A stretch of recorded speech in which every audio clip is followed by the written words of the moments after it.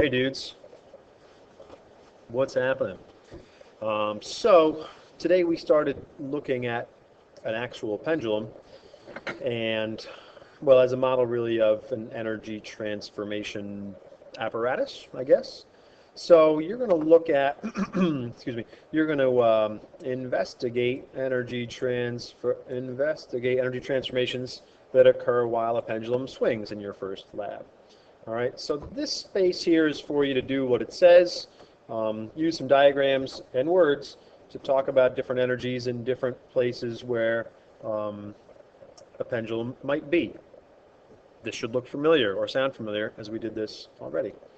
Um, Now, here's the important part and the big thing you need to have when you walk in next time.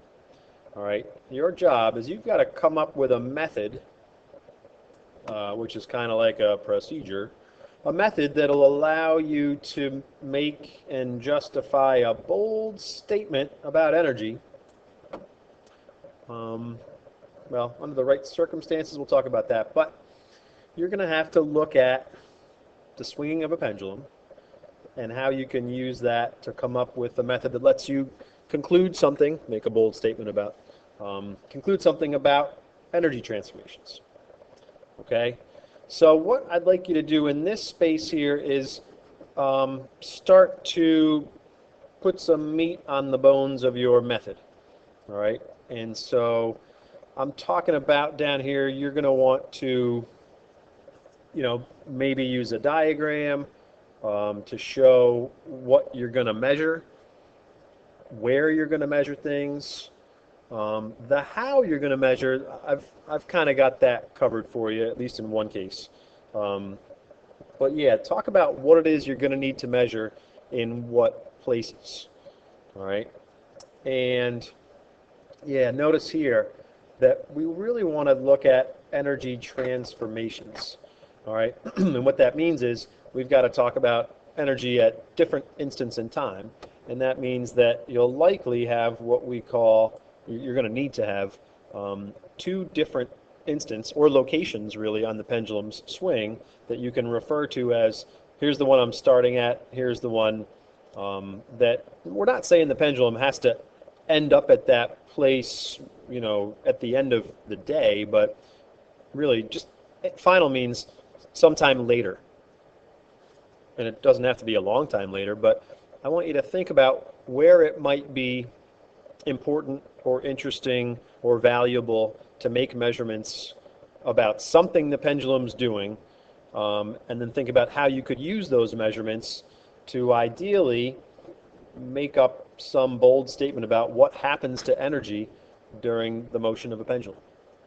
Okay, so this space down here is going to include probably some numbered steps, probably a diagram, probably a little bit of detail about what you're going to measure. And again, I wouldn't worry too much about how you're going to measure it. Worry about what you want to measure. Okay, so have something kind of filled in down here when I see you next. When I do see you next, there'll be some setups in the room for you to use. All right, and after that, here's a whole bunch of crap that you don't have to worry about yet. But look, this is actually about, we've got great tools that allow you to measure how fast things go. And guess what? That ought to be on your mind.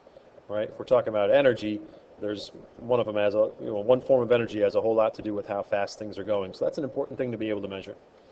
Okay, so yep, I'll be looking to see what you have here next time. You'll be talking with some members of a team that I will create for you about what all of you can sort of agree on is the best practice to get this thing done, and we'll be off and running in your next lab.